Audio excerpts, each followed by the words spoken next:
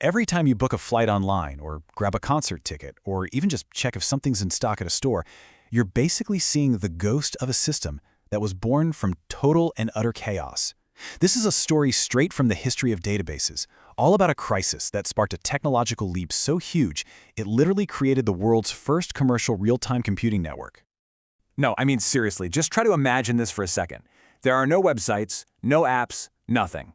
To book a simple plane ticket, a travel agent had to pull out this enormous binder, make a phone call to a central office, where someone, a real person, would physically look at a massive board filled with handwritten index cards and then just cross their fingers and hope that seat was actually available. This wasn't some hypothetical scenario.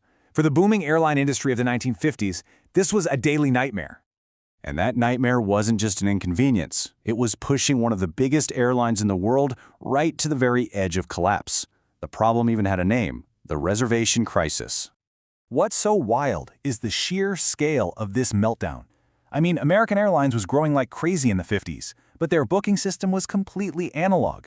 Every single seat on every single flight was a physical little index card in a bin. This led to constant double bookings, which meant furious customers. But even worse, it meant flights were taking off with empty seats that the system thought were full. They were literally flying blind, with no single reliable source of truth for their most important asset, their seats.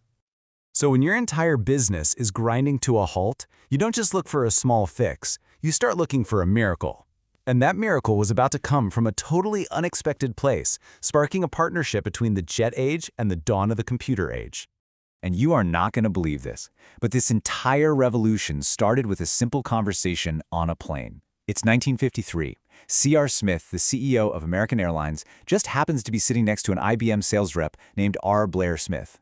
The CEO starts venting about his reservation nightmare, and that one single chance encounter, well, it would go on to change the course of modern computing forever. And this right here shows you why that plane ride was so important. On one hand, you've got American Airlines, just completely drowning in transactions, desperate for a system that could give them an answer right now. And on the other hand, you've got IBM. Now, they were the absolute experts in building these enormous, real-time computers, but for the US military, specifically for the SABRE air defense system, which was designed to track incoming Soviet bombers. So two completely different worlds, right? But the core problem was exactly the same. How do you track thousands of fast-moving objects in real time? This was the lightning in a bottle moment. The question that connected everything. I mean, just think about the sheer audacity of it. The idea that the same tech used to stop a military attack could be used to sell a plane ticket. It was a massive conceptual leap, the very definition of innovation. And the project that grew out of that question was called SABRE. It's an acronym, and it stands for Semi-Automated Business Research Environment. And just like that, IBM and American Airlines were off to the races, trying to build something that had never, ever existed in the business world before. So what did this thing actually look like? I mean, how did this beast of a system even work? Let's take a look under the hood at the first mainframes that made all of this possible. Okay, so the heart of SABRE was a pair of IBM 7090 mainframes. These were absolute monsters for the time, and they were housed in their own special building. They ran two of them in parallel for redundancy, a concept we now call high availability. That central brain was then connected to about 1,500 terminals spread all across the country using a massive, dedicated network of leased telephone lines. Nothing even close to this scale had ever been attempted outside of a military project. And here is the absolute magic trick that made it all work: real-time processing. See, before SABRE, computers worked in batches. You'd feed them a stack of punch cards, go home for the night, and come back in the morning for an answer. SABRE was totally different. It was interactive. It could take a request, find the data, update it, and send a response back in just a few seconds. That idea of having an instant, transactional conversation with a central database, well, it changed everything. So let's make this real. An agent in Los Angeles types in a request for a flight to New York.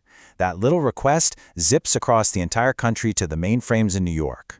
The computer checks its inventory, reserves the seat, and sends a confirmation zipping right back to LA. The whole trip took about 3 seconds. But the most critical part, the real game changer, is step 5. The exact moment that seat was booked, the central inventory was updated for every other agent in the country. The single source of truth was finally born. Building this system wasn't just about solving one airline's problem. Oh no, its success kicked off a full-blown revolution that proved just how powerful real-time data could be for business.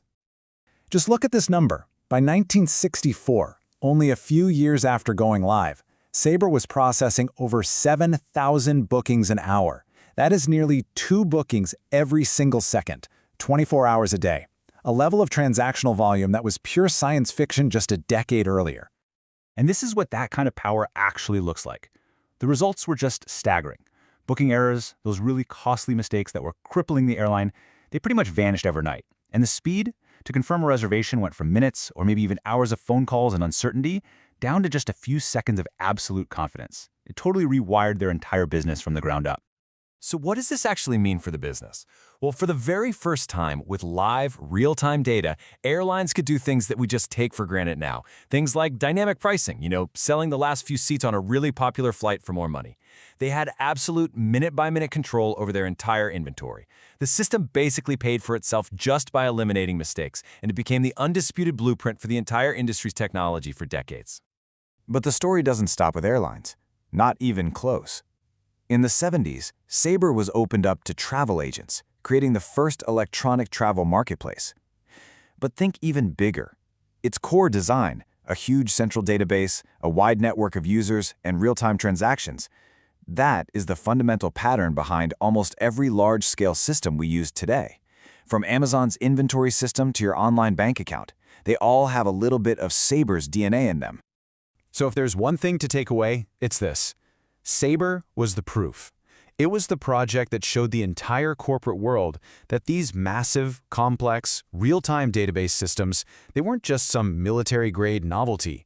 No, they were a powerful, profitable tool that could give a company an incredible, almost unfair competitive edge. It really was the big bang for enterprise data processing. It answered the huge question, can this even be done?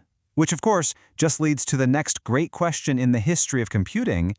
If you can do this for one massive company, what on earth is it going to take to build the systems that can handle the real-time transactions of the entire planet?